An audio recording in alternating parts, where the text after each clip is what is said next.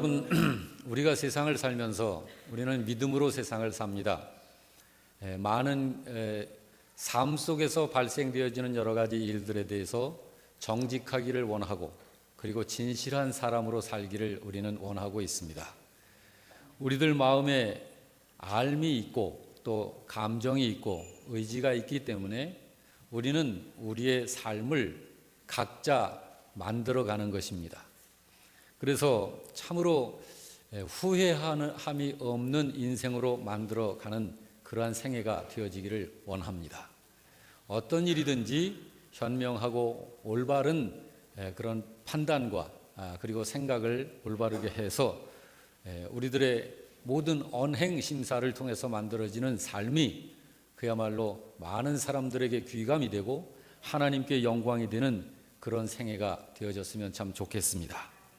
그래서 여러분, 오늘 이 말씀에 알고 믿는 믿음 그랬는데, 특별히 오늘 말씀을 통해서 은혜 받으시기를 바라는 것은 오해 없이 믿는 믿음, 특별히 그렇게 좀 생각을 하면서 말씀을 전해드리려고 그럽니다.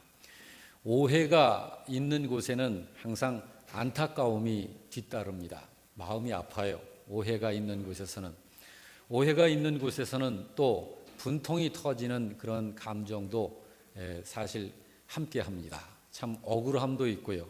참 안타깝고 힘들고 괴로움이 함께 하죠.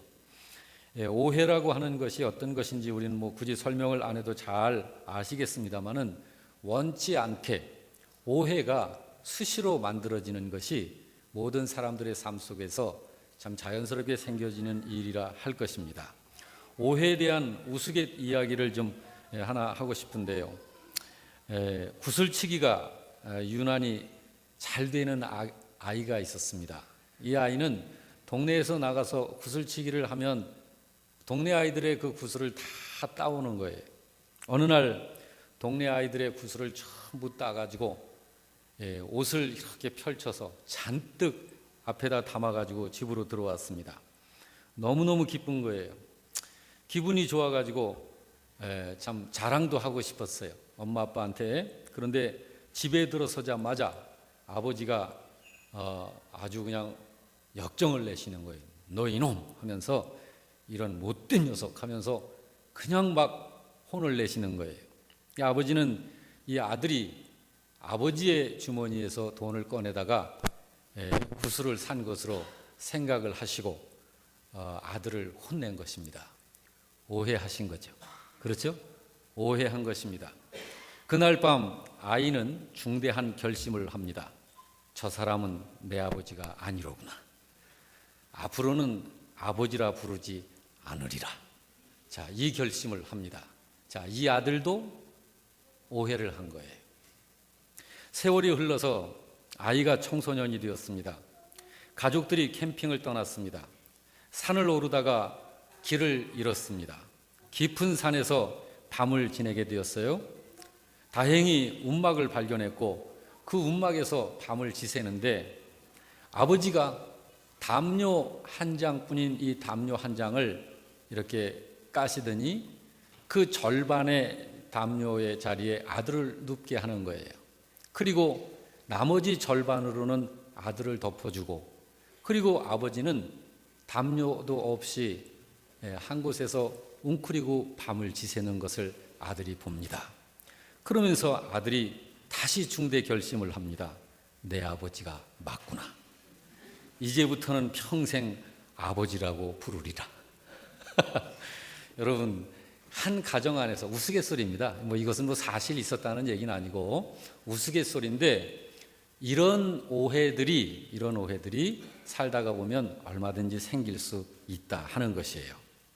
교회 안에서도 우리들이 신앙생활을 하면서 오해가 자주 발생한다는 것을 부인할 수 없습니다. 그런데 이런 오해들이 생길 적에, 이런 오해가 생기지 않으려면은, 또는 오해가 생겼다고 한다면 우리는 어찌해야 할까? 물론 바르게 처리를 해야 하겠죠. 그렇지만 문제가 발생되어졌을 적에 바르게 처리할 수 있다는 것이 쉽지가 않습니다. 쉽지가 않아요. 그래서 오늘 이런 문제를 좀 다루고 싶어 하는 다루고 싶은데요. 오늘 본문 속에서도 그런 현상이 드러나고 있습니다. 오해가 생기면 오해를 받는 쪽이나 오해를 하는 쪽에서나 모두가 힘이 들어요. 전부 힘든 거예요. 자, 1절, 2절 말씀을 우리 다 같이 한번 같이 보시겠습니다. 같이 읽습니다. 그 후에 예수께서 디베랴의 갈릴리 바다 건너편으로 가시매 큰 무리가 따르니 이는 병자들에게 행하시는 표적을 보았음이로라 라고 말씀을 하고 있는데, 당시 사람들이 예수님을 따르는 대체적인 이유를 기록하고 있습니다. 사람들이 예수님을 따르는 이유가 뭐라고 여긴 기록하고 있습니까? 자, 말씀을 잘 들으시기 바랍니다. 생각을 하시면서 이제 들으세요. 제가 다시 읽어드리겠습니다.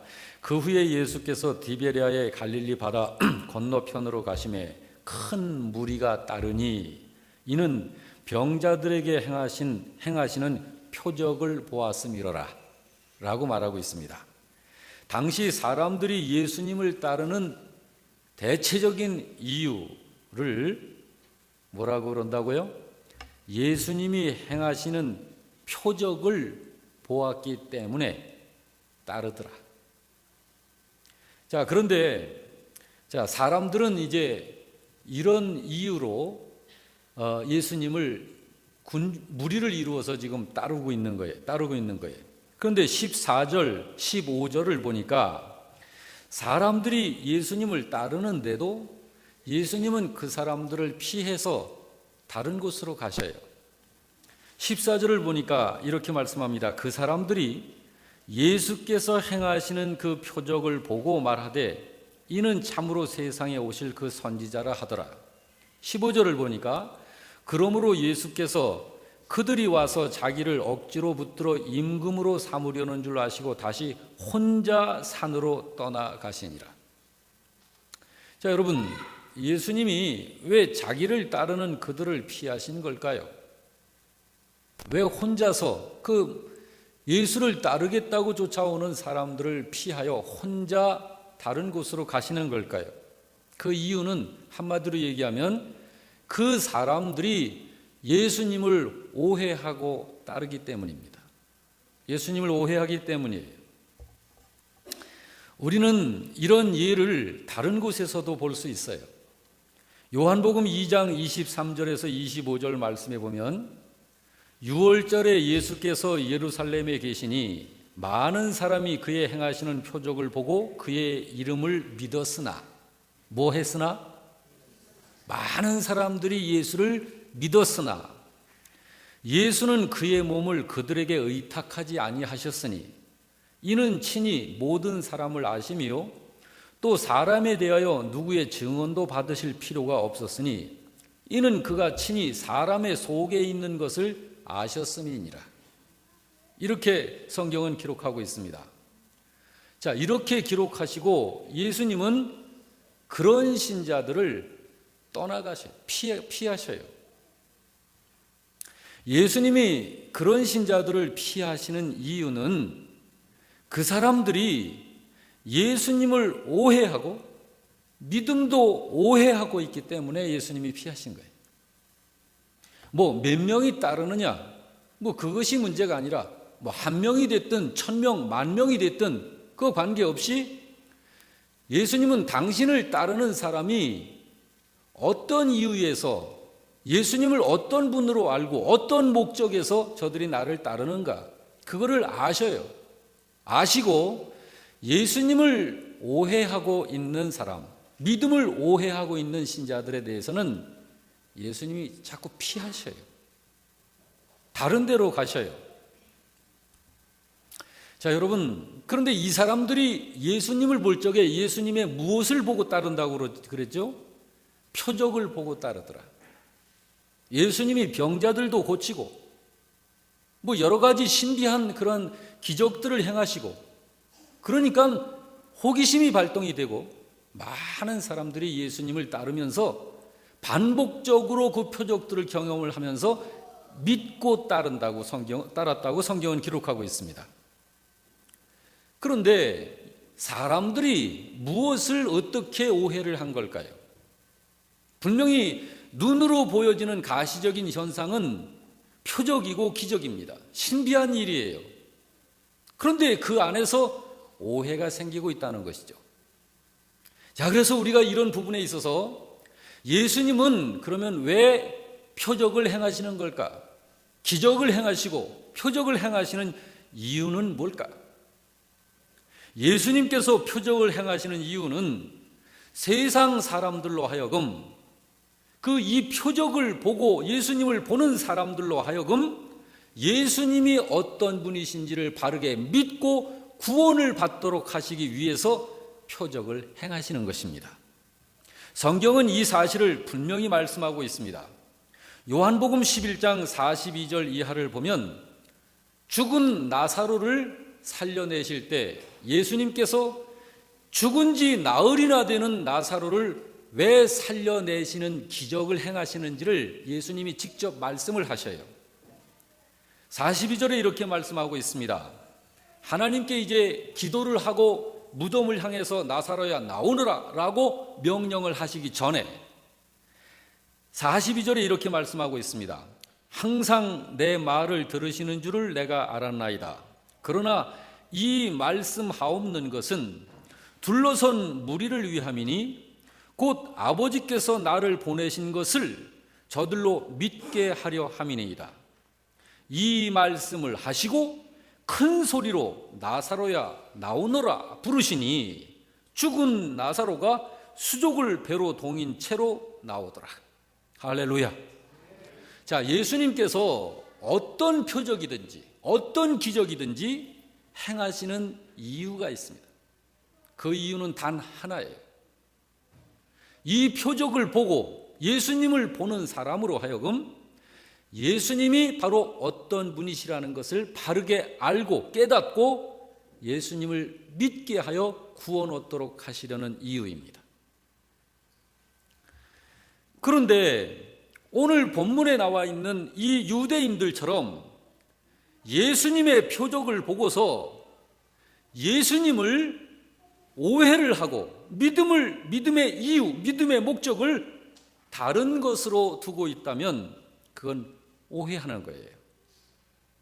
그래서 그런 오해하는 믿음, 예수님이 어떤 분이신지를 바르게 알질 못하면 엉뚱한 것을 기대하고 쫓아다니게 되어 있습니다.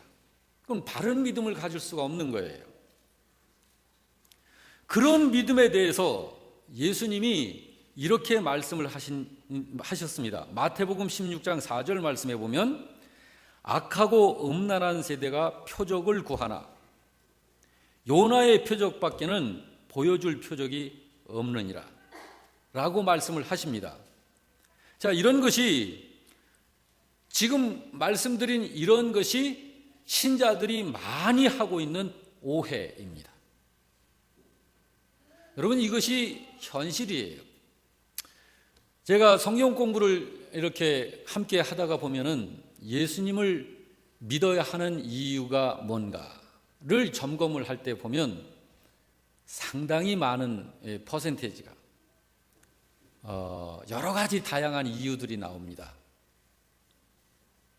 몸 건강을 위해서 저는 예수 믿습니다. 저는 좀 복 받으려고 믿습니다. 저는 좀 부자 되려고 믿습니다. 나는 내 자식들이 잘 되어야 되는 목적을 갖고 믿습니다. 나는 내가 하는 이 사업을 위해서 기도하지 않고서는 안 되기 때문에 믿습니다. 등 다양한 이유들이 있어요. 이런 이유들이 예수님을 믿는 다른 변방의 이유에 해당이 되기는 하지만 그 이유 때문에 예수 믿어야 되는 건 아니에요. 그런데 실제로 신자들이 예수를 믿는, 예수를 그렇게 성경에서 말씀하고 있는 그 이유와 다른 이유를 가지고서 믿으면서도 열심하는 신자들이 많습니다. 굉장히 열심히 해요.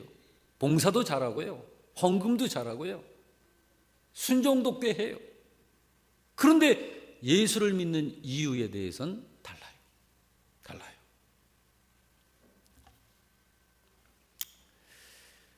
자, 이런 상태에서 지금 오늘 우리들이 보자 이 말이에요.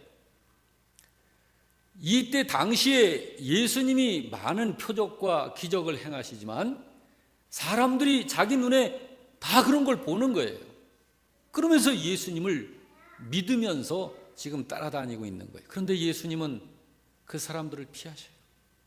홀로 다른 곳으로 자꾸 가시는 거예요. 그러면서 예수님은 그런 오해를 하는 사람들을 포함해서 그 사회의 모든 사람들에게 꾸준히 자기가 어떤 존재인지를 자꾸 드러내십니다. 예수님 보게 하셔요. 자기가 어떤 존재임을 드러내시느냐면 자기는 하나님의 어린 양이심을 드러내셔요. 자, 어린 양이 뭡니까? 그때 당시에 유대 사회에서 어린 양, 제물이에요. 제물.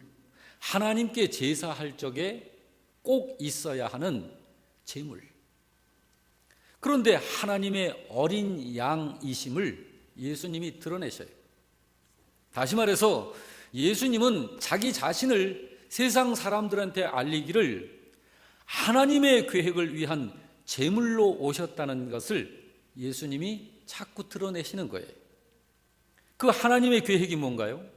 사람들로 하여금 그 제물로 오신 하나님의 어린 양이신 그분을 믿고 구원받게 하시려는 하나님의 계획. 그렇습니다. 예수님은 믿는 사람들을 구원하시기 위해서 오신 하나님의 어린 양이십니다.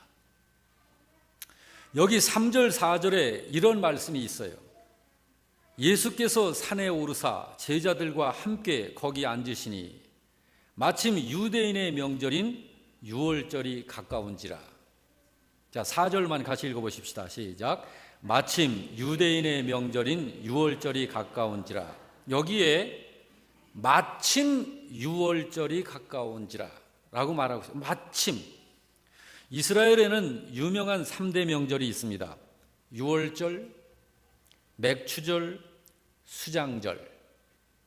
자, 이것이 이제 우리가 이것을 이해할 적에 수장절은 장막절, 초막절, 오순절 뭐 이렇게 이해를 합니다.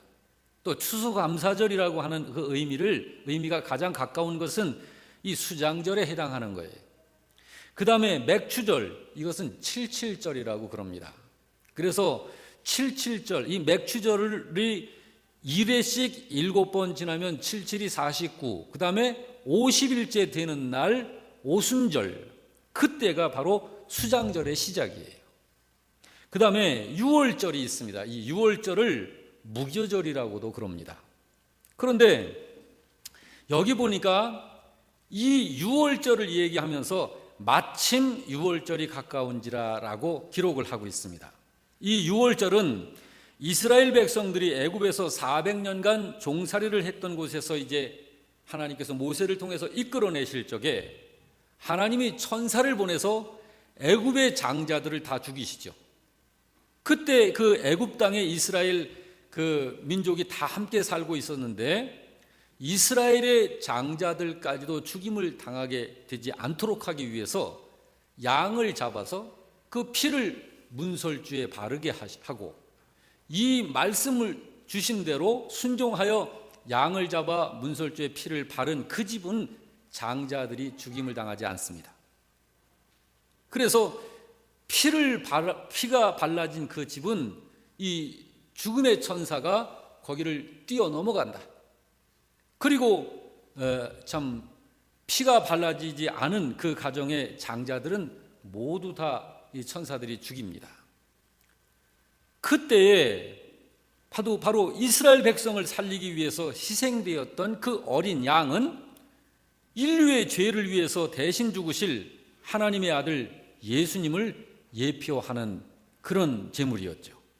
그래서 예수님이 자기 몸을 구원받을 자를 위한 생명의 떡으로 내어놓으실 것이기 때문에 여기에 마침 유월절이 가까운지라 라고 하는 이 마침이라고 하는 표현을 쓰신 거예요. 그러면서 예수님이 오늘 이 본문의 현장에 보면 배고파하는 5,000명이 넘는 큰 무리에게 기적의 떡을 행사하시죠. 그래서 오병이어의 표적을 이 현장에서 행하신 것입니다.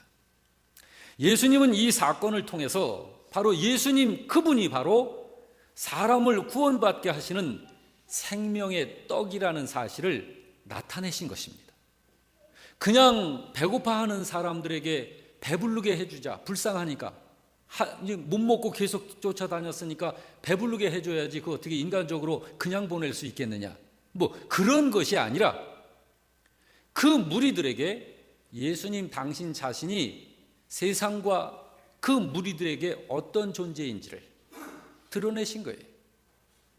그래서 이 사실을 요한복음 6장 48절 이하에서는 이렇게 말씀을 하고 있습니다. 내가 곧 생명의 떡이니라.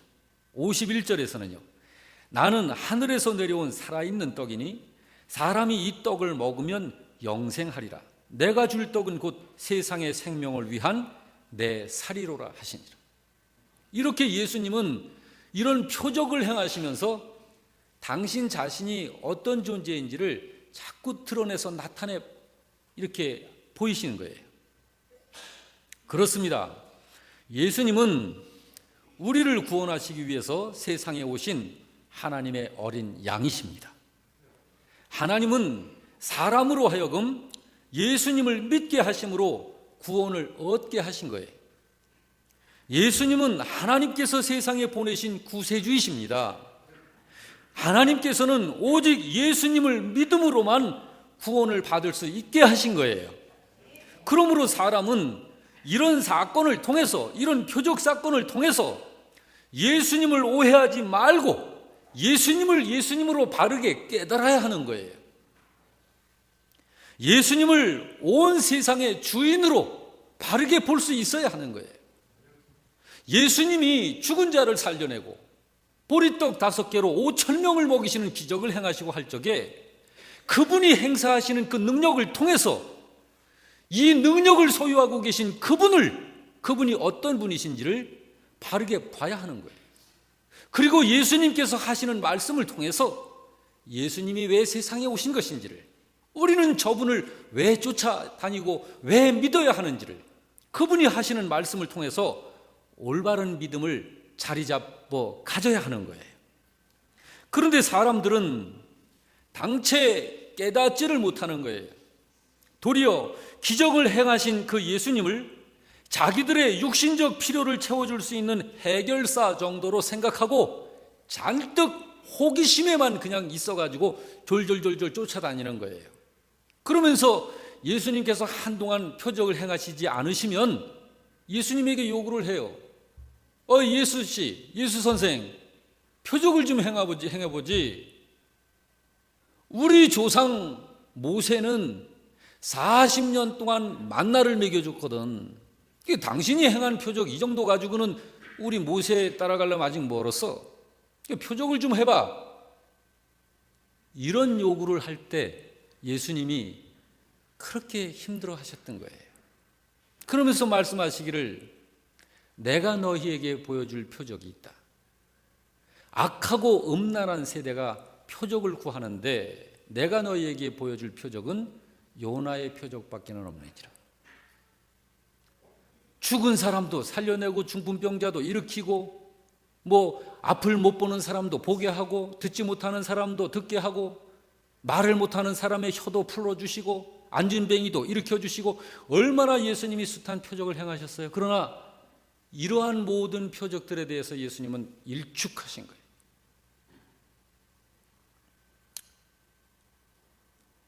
여러분, 요즘에는 어떻습니까? 혹시 우리 교회 성도 여러분들은 예수님을 어떤 분으로 알고 믿고 있나요? 무슨 이유로 예수님을 믿고 있나요? 어떤 목적으로?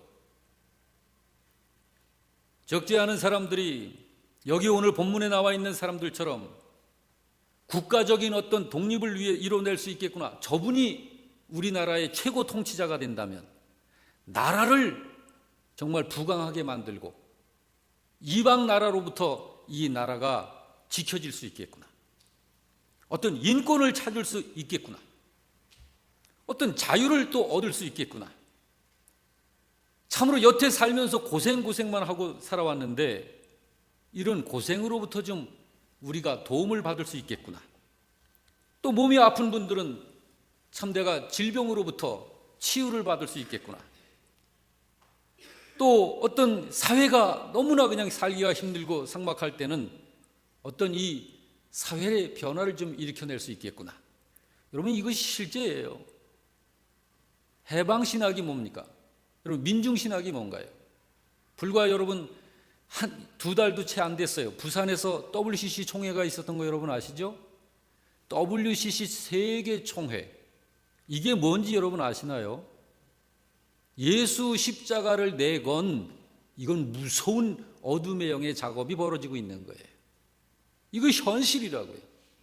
그 사람들의 가지고 있는 이 배경이 해방신학이에요. 민중신학이에요. 이런 것들이 기독교의 이 하나님의 말씀과 믿음을 가지고 이 사회를 정복해야 한다는 거예요. 사회에 불의한 것들이 너무 많다는 거죠. 그리고 그들이 시간이 가면서 지금 어디까지 왔냐면 구원은 예수를 믿어야만 구원받는 게 아니다. 극락세계에 가고 하늘나라 가고 하나님 나라 가고 천국에 가는 것은 착하고 선하게 정직하게 살면 누구나 갈 수 있는 거다. 그러므로 꼭 예수를 믿어야만 하늘나라 갈 수 있는 건 아니다. 이렇게 가고 있는 거예요. 이것이 WCC예요. 그것이 한 달여 전에 부산에서 세계 총회가 있었던 거예요. 우리들에게 있어서도 내 자녀들이 좀 잘 돼야 되니까 자녀들을 위한 그 희망을 품고 엎드려 기도하고 그런 기대감으로 예수를 믿는다. 이런 것은 예수님이 세상에 오신 핵심적인 이유하고는 많이 다른 거예요. 여러분, 우리는 순수하게 예수를 믿어야 합니다. 그래야 구원 얻는 믿음을 가질 수 있어요. 그렇기 때문에 여기를 보게 되면요, 예수님이 빌립을 시험하여 5절 6절 말씀 같이 볼까요? 시작. 예수께서 눈을 들어 큰 무리가 자기에게로 오는 것을 보시고 빌립에게 이르시되 우리가 어디서 떡을 사서 이 사람들을 먹이겠느냐 하시니 이렇게 말씀하심은 친히 어떻게 하실 것을 아시고 빌립을 시험하고자 하심이라. 그래서 예수님께서 빌립을 시험하신 거예요. 자, 무슨 시험을 하시는 걸까요? 이거는 빌립이 예수를 어떤 분으로 알고 믿고 따르고 있는지를 예수님은 아셔요. 벌써 아시는데 빌립이 자기 입술로 고백하게 함으로 인해서 빌립에게 그것을 스스로 확인할 수 있도록 해주시려는 거예요. 자, 지금 현재 이 광야에는 먹을 것이 없어요. 그런데 사람은 5천 명이 넘는 사람들이 있습니다. 근데 이들을 어떻게 먹여낼 것인가? 이거를 빌립에게 지금 예수님이 물으신 거예요. 자, 빌립은 예수님을 어떤 분으로 알고 있을까? 자, 이런 상황에서, 이런 현실에서 이제 그게 나오는 거죠. 빌립이 예수님을 어떤 분으로 알고 있었을까?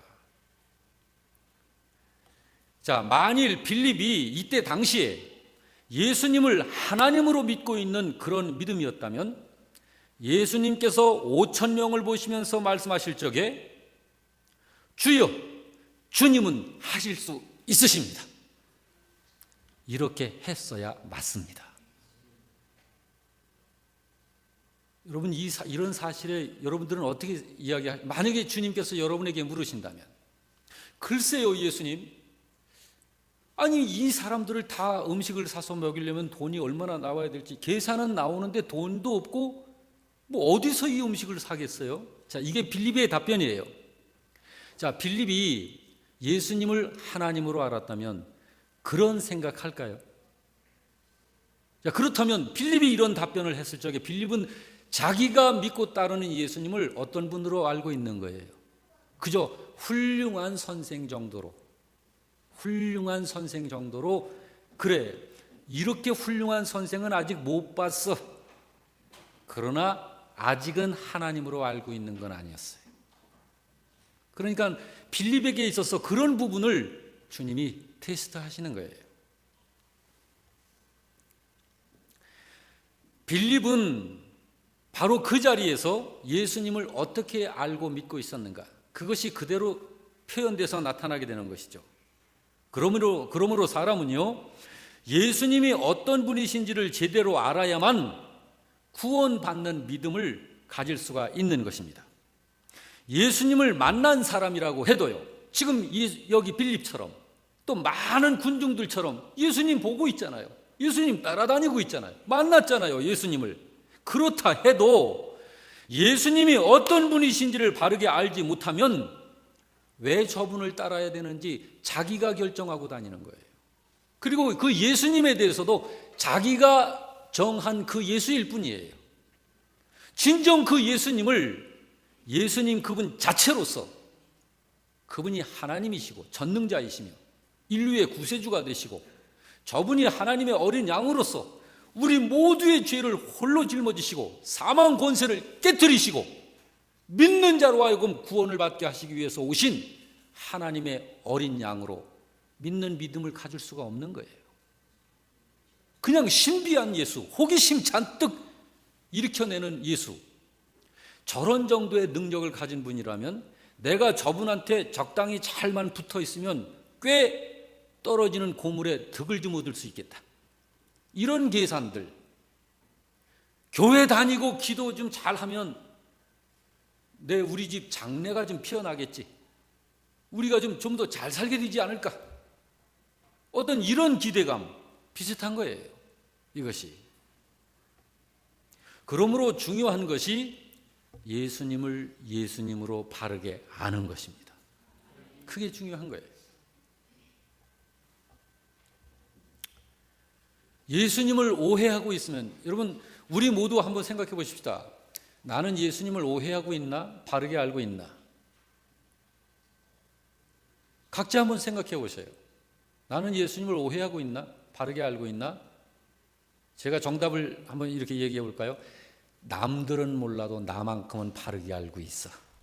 다 그렇게 생각하실 거예요. 그런데 그것도 내 판단이에요. 그것도 내 판단이에요. 사람은 철저히 내가 중심이 되면 안 됩니다. 바로 주님께서 중심이 되셔야 해요. 하나님의 말씀이 중심이 돼야 돼요. 자, 여러분, 예수님이 누구신지, 예수님이 어떤 분이신지, 이거를 세상 사람들은, 오늘 저와 여러분은 어떻게 예수님을 예수님으로 알 수 있을까요? 혹시 여러분, 그거 한번 여러분 생각해 보세요. 나는 예수님을 어떻게 제대로 알려면 어떻게 해야 될까? 성경을 통해서 여러분 알아야 되지 않을까? 아마 그 답이 맞을 거야. 아마 이런 생각하시겠죠. 저도 그렇게 생각합니다. 자, 이 부분에 있어서 주님께서 주시는 말씀을 우리들이 듣기 전에 각자 생각해 보자고.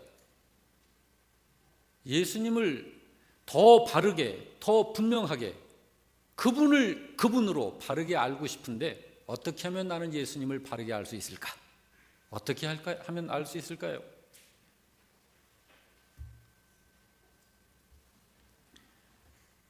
마태복음 16장 17절은 이렇게 예수님이 이야기하셨습니다. 같이 볼까요? 시작. 예수께서 대답하여 이르시되 바요나 시모나 네가 복이 있도다. 이를 네게 알게 하니는 혈육이 아니요 하늘에 계신 내 아버지시니라. 이게 무슨 말인가요? 자, 성경을 한 군데 더 보겠습니다. 요한복음 6장 44절 45절입니다. 이것도 같이 봅니다. 나를 보내신 아버지께서 이끌지 아니하시면 아무도 내게 올 수 없으니 오는 그를 내가 마지막 날에 다시 살리리라. 선지자의 글에 그들이 다 하나님의 가르치심을 받으리라 기록되었은즉 아버지께 듣고 배운 사람마다 내게로 오느니라. 자, 이 말씀들이 무슨 말씀인가요? 그래서 사람은 하나님께 듣고 배워야 합니다. 그래서 예수님을 알게 되는 거예요. 그게 안 되면 아무리 사람들이 예수님께 온다고 해도 예수님은 떠나셔요. 예수님은 다른 데로 가셔요. 자꾸. 여기 14절 15절이 바로 그래서 그런 거 아닙니까? 그 사람들이 예수께서 행하신 이 표적을 보고 말하되 이는 참으로 세상에 오실 그 선지자라 하더라. 이거 맞나요? 자, 이 사람들이 야, 성경에, 구약 성경에 예언되어 있는 그 선지자가 바로 저 사람 아니겠어? 저 사람 말고 어떤 사람이 더 올 수 있겠어? 바로 구약 성경에 말한 그분이 저분이 맞는 것 같아. 자, 이러면서 쫓아다니는데 예수님은 그들을 떠나버리셔요. 그래, 내가 크다 하고 이렇게 받아들이는 것이 아니라 떠나신다고. 자, 그러면 구약의 말씀에 되어져 있는 그 선지자다라고 이들이 말했는데 그러고 나서 이들이 한 행동은 뭐죠? 15절에 보니까 그러므로 예수께서 그들이 와서 억지로 자기를 붙들어 임금으로 삼으려는 줄 아시고 다시 혼자 산으로 떠나가시더라. 자, 그러면 구약의 선지자로 생각한 그들의 그 선지자의 목적은 뭐라고 이들이 생각하는 거예요? 훌륭한 사람이 와서 저 로마로부터 식민 통치를 받고 우리가 이렇게 삶의 자유를 많이 뺏겼는데 독립국가를 세우고 로마 군사들을 몰아내고 우리끼리 잘 살고 편하게 부강하게 행복하게 살 수 있는 나라로 만들어줄 자가 바로 저런 분 아니겠느냐. 자, 그러면 이들의 생각이 뭐예요? 이게 오해. 이런 것이. 예수님은 그런 이유로 오신 분이 아니시라는 거예요. 그렇습니다, 여러분. 예수님께서 자기가 누구인지를 드러내시고 왜 이런 것을 하시느냐 하면 분명하신 그 이유가 확실한 거예요. 있는 거예요. 성경에서는 그 이유를 말씀하고 있습니다. 바로 예수님이 그분 자체가 하나님의 아들이심을 드러내시면서 예수님을 예수님으로 믿고 우리에게 있는 모든 죄를 사함 받음을 통해서 그분을 믿음으로 구원받게 하시기 위해서 오신 거예요. 자, 여러분 우리 각자 한번 생각해 보십시다. 여러분에게 예수님은 어떤 분이십니까? 고생을 덜어주시는 좋은 분? 가난을 해결해 주시는 그런 훌륭한 분? 마음의 어려움을 물리쳐 주시고 희망으로 채워주실 수 있는 그런 좋은 분? 질병을 치유하는 능력을 갖고 계시는 훌륭하신 그런 치유자 예수님? 아니, 그래도 나는 이 모양이라도 내 자식들은 성공해야 되지 않겠어? 성공하기 위해서 예수를 믿어야 제일 성공을 좀 잘할 수 있는 성공하게 해주시는 분? 마음의 소원을 품고 끊임없이 기도하면 이루어주시는 그런 분? 여러분, 이런 부스러기들이 예수님을 통해서 믿음을 따라서 오는 것은 사실이에요. 그러나 그런 목적으로 예수를 믿는다면 그건 오해입니다. 주님은 그런 목적으로 따르는 신자들을 자꾸 피해 가셔요. 다른 곳으로 가셔요. 자, 여러분, 예수님은 하나님의 아들이심을 믿으시기 바랍니다. 예수님을 믿으면 구원받습니다. 예수님은 세상의 구세주가 되시는 분이십니다. 예수님은 바로 이 세상에 하나님께서 보내신 하나님의 어린 양으로 오신 분이십니다. 세상 사람들로 하여금 믿고 구원받게 하려고 하나님께서 보내신 바로 십자가의 제물로 이 땅에 오신 어린 양이신 줄 믿으시기 바랍니다. 그러므로 사람은 구원받기 위해서 예수님을 믿어야 하는 거예요. 그리고 하나님의 자녀답게 살 수 있기 위해서 예수님을 믿어야 하는 것이고, 믿음으로 하나님의 일을 하면서 우리는 이 세상을 하루하루를 살아야 하는 것입니다. 예수님을 오해하거나 믿음의 오해를 하게 되면 사람의 일을 생각하는 그러한 참으로 불행한 신자가 되고 마는 것입니다. 부디 우리 영락교회 성도 여러분, 이 시간에 예배드리는 성도 여러분, 각자 내 자신이 생각하는 예수님, 내가 생각하는 그런 믿음이 아니라 성경이 하나님께서 말씀하시어서 알려주신 바로 그 예수님, 성경이 말씀하는 그 믿음을 갖고 믿는 이런 믿음의 신자가 되시기를 주님의 이름으로 축원합니다. 아멘.